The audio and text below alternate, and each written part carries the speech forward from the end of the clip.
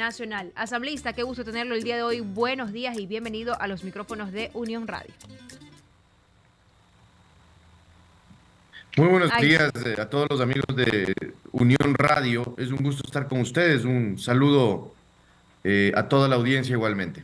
Asambleísta, coméntenos cuál es su análisis, su perspectiva sobre esto de los apagones. Ya se finalizó un mes de septiembre, empezamos un nuevo mes, pero los cortes siguen. ¿Cuál es el análisis sobre este proyecto de ley para aumentar la generación de la energía privada a 100 megavatios? Adelante, legislador. Bueno, en principio decir que las medidas tomadas para ahorrar energía en este momento son medidas que pudieron haber sido previstas si es que en el Ecuador se realizaba y se producía la energía que necesitaba. Los gobiernos que nos antecedieron, el gobierno actual y las decisiones improvisadas son las responsables de toda la situación de crisis que vive el país actualmente. La energía eléctrica crece su demanda anualmente aproximadamente entre el 7 y el 10%. Y si es que no se realizan inversiones fuertes, sólidas, grandes en el sector eléctrico, nunca se va a poder abastecer el país de esa energía eléctrica que tanto necesita. Hace pocos años se inauguró la central Coca-Cola Sinclair y ha abastecido al Ecuador de energía eléctrica durante algún tiempo, pero lamentablemente no se ha invertido ni un solo dólar adicional en el mercado energético y hoy día vivimos esta crisis por esa razón. Ahora, las decisiones que se han tomado para poder capear este problema han sido también decisiones muy improvisadas. La ley No Más Apagones de inicios de este periodo legislativo y de este año supuestamente venían a resolver los problemas por parte del gobierno nacional y lamentablemente hemos visto que no solamente que los apagones continúan, sino que se han profundizado hasta el nivel máximo. Y creo yo, quienes sufren y quienes sufrimos es la ciudadanía. Aquella ciudadanía que no tiene para un generador eléctrico, de energía eléctrica, que no tiene para poder abastecerse de su propia energía. Y de esa manera, pues, padecemos el mundo de las cavernas, lo que yo digo. Asambleísta, usted que conoce está más cerca porque allí en el Parlamento donde se genera, se aprueban, se presentan proyectos y también se fiscaliza. Pero esto no es nuevo, pues, asambleísta. El tema de la crisis energética no es nueva. Esto viene desde la época que yo recuerdo de Sixto Durán Ballén, casi 20 años creo de problemas, 30 años, más de 30 años de problemas de crisis energética, pero no se ha logrado hacer nada en ese marco. Entonces, yo sí considero de que desde la Asamblea tenía que haber seguido fiscalizando a aquellos ministros que en su momento saben y conocen de los problemas, ministros de Energía que conocen de los problemas precisamente de energético y cuáles deberían ser las soluciones, señor asambleísta. Bueno, en efecto, la fiscalización se ha venido llevando a cabo. En el caso del movimiento Construye, al que me pertenezco yo, hemos presentado un juicio político en contra de la señora ex ministra de Energía y de Electricidad, que es la señora Andrea Arrobo. Ella fue supuestamente la causante de de los primeros apagones a principios de este año. El día de hoy seguimos en esa investigación, seguimos en esa fiscalización. Lo que sucede es que tenemos que entender cuál es el problema del país. El problema del país es que no se abre el sector privado el mercado energético. Si es que en el país pudiéramos, como la Constitución del 2008 lo prohíbe, pero si pudiéramos abrir el mercado para que el sector privado entre a invertir y entre a hacer negocio de la energía eléctrica, vendiéndole la energía eléctrica al Ecuador, pues tendríamos el abastecimiento suficiente. Pero lamentablemente el país tiene una prohibición constitucional en relación a que la energía eléctrica es un sector estratégico de acuerdo a la Constitución. Y como tal, el único dueño y el único que puede hacer inversiones grandes, cuantiosas, fuertes, sustanciales, es el Estado ecuatoriano. Y si dependemos del Estado ecuatoriano, no habrá fiscalización que sirva. Allí lo que necesitamos es que se abra el mercado al sector privado, para que el sector privado invierta con toda la fuerza, con toda la audacia que tiene y de esa manera abastecer de energía eléctrica al país. Ahora simplemente nos quedan las cavernas, la duda y sobre todo gobiernos que no han tomado decisiones que hasta este momento se necesitan. Pero asambleísta, aprobar una ley no más apagones, pues, y allí el gobierno nacional habló de que no se lo hizo en el marco que tenía que hacerse para la inversión en las APP como lo hace Perú, y él ha tenido que enviar una reforma para que el tema de la generación de kilovatios hora sea mayor y puedan las empresas invertir. Entonces se entiende que también por allí podría haber una solución de una buena ley, más allá de lo que establece la Constitución, asambleísta. Sí, así es. Sin duda alguna vendrá a ayudar en algún sentido a ampliar el techo a 100 megavatios. Pero le quiero decir algo. El problema no es solamente esa prohibición o esas prohibiciones constantes en la Constitución y ahora el incremento del techo, sino que el problema es la tarifa que el Estado ecuatoriano cobra a la gente, a la ciudadanía y a su vez la tarifa con la cual compra la energía. Imagínense, a Colombia se le ha estado comprando la energía en promedio en 28 centavos del kilovatio, cuando al Ecuador le cuesta producir ese kilovatio hora aproximadamente 17 centavos. Tenemos un valor ahí que podría perfectamente ahorrarse el Ecuador si tuviéramos la capacidad de generación propia. Obviamente, a la ciudadanía se le subsidia la electricidad y se le cobra aproximadamente 8 centavos de dólar el kilovatio hora, pero tendremos que sincerar las cuentas. Allí hay mucho por hacer todavía.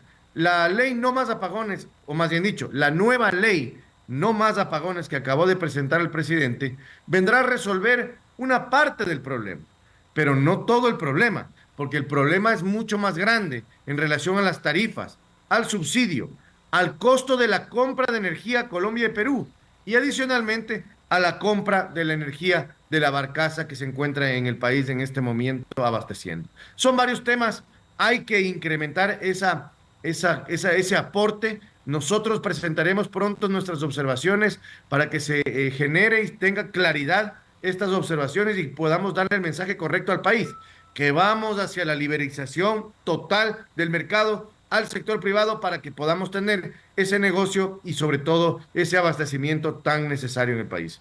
Se ha hecho unas grandes críticas, asambleístas, sobre esta última medida que, según he monitoreado, las páginas del gobierno no se ha hecho oficial aún, y de hecho la Cámara de Industria de Tungurahua también ha indicado que no se les ha informado de manera oficial sobre estos cortes de 8 a 18 horas. ¿Sería este un golpe al empleo, a la producción, a la industria de nuestro país? ¿Cómo ven ustedes esta medida, asambleísta? Son medidas de improvisación, son medidas antojadizas y son medidas antitécnicas. Pretender quitarle la energía eléctrica al sector industrial, lo anuncien o no lo anuncien, porque ya está sucediendo, le cuento en este momento.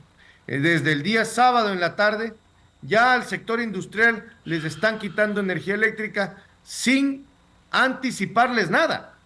Hay muchas industrias que los equipos, entre prender los equipos y apagar los equipos, podría demorarse hasta 40 minutos, una hora. Y ese tipo de medidas lo que le hacen y le impiden al sector privado es anticiparse para poder prever. Ahora, ¿qué es lo que quiere el gobierno nacional? Solamente presionar al sector industrial para que prendan sus generadores. Esas medidas coercitivas que no vienen con una anticipación correcta, lo único que causan es la afectación al ciudadano. ¿Por qué? Por el empleo. Porque es lo único que al final del camino se golpea, se daña. Cuando al industrial le impiden no le anticipan las medidas, lo que le hacen es afectar al ciudadano que trabaja para esas industrias. Hay que entender el problema. No se resuelve con medidas dictatoriales o medidas autoritarias. Esto se resuelve conjuntamente si es que hubiera la entereza y la capacidad para que desde el gobierno nacional puedan tomar las medidas correctas. Asambleísta, ¿usted no cree que también, así como nosotros, los ciudadanos común y corrientes, hacemos un esfuerzo, usted no cree que también los industriales deberían hacer un esfuerzo si ellos cuentan con generadores de fuentes de energía eléctrica? Que entiendo, eso es lo que ha solicitado el gobierno nacional. Claro que tienen que aportar. Claro que tienen que a empujar el mismo carro. Correcto. Claro que tienen que poner el hombro, pero no de manera improvisada, no sin tomar las decisiones y anticipar las decisiones.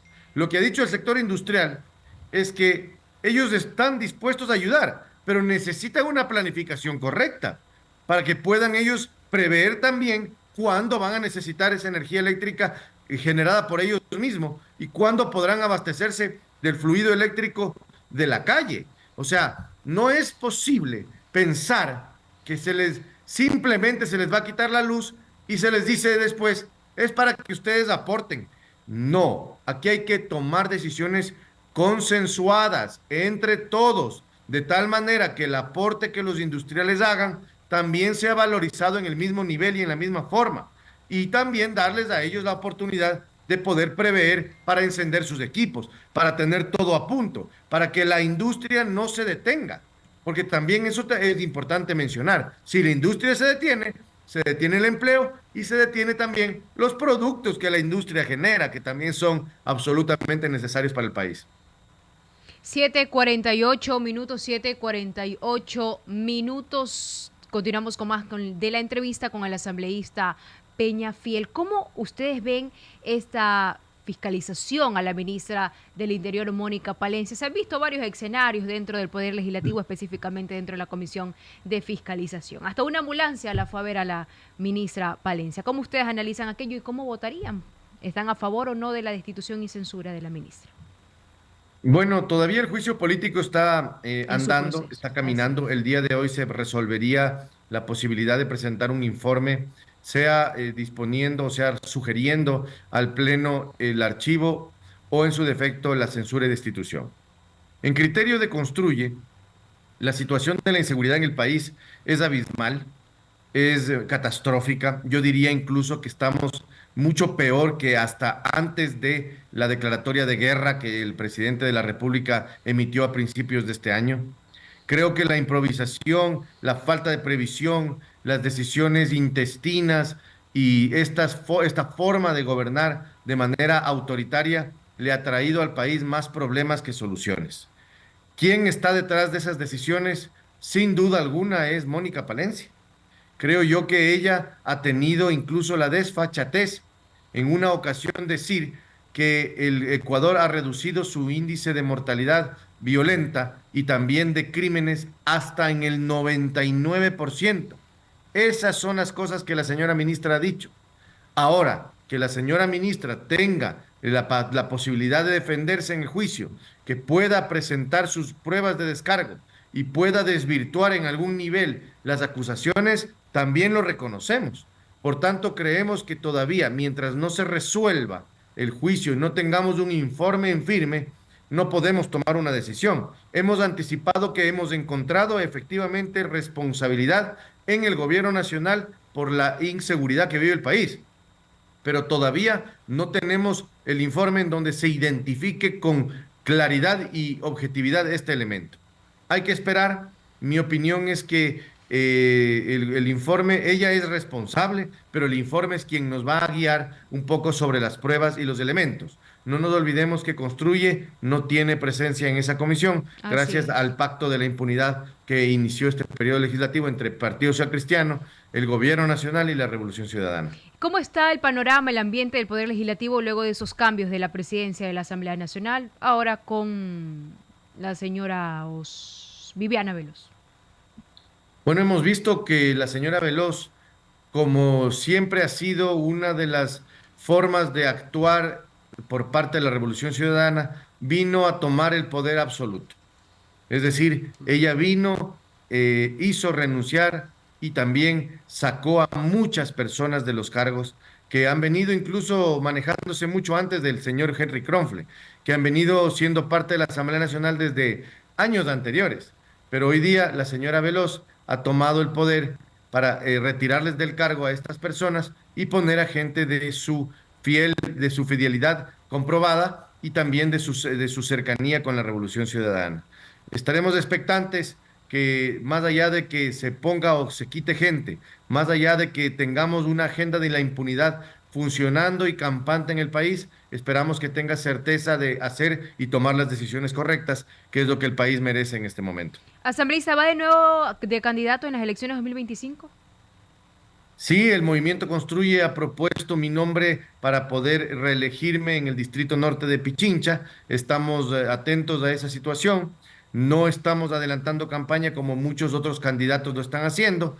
Estamos con un sueño y una esperanza de tener días mejores para el país, de ofrecerle las leyes que necesita el país, así como un proyecto de país que perdure en el tiempo para que tengamos estabilidad, seguridad, empleo y sobre todo futuro. Y con eso sin duda alguna, esperamos que el pueblo ecuatoriano tome las mejores decisiones. Perfecto, le queremos agradecer por su tiempo, abogado Jorge Peñafiel, asambleísta por Construye. Esperamos tenerlo en una próxima ocasión. Que tenga excelente día, asambleísta. Gracias. Igualmente a ustedes, un muy buen día a toda la gente que nos mira y nos escucha. Amén. 7:52 minutos, 7:52.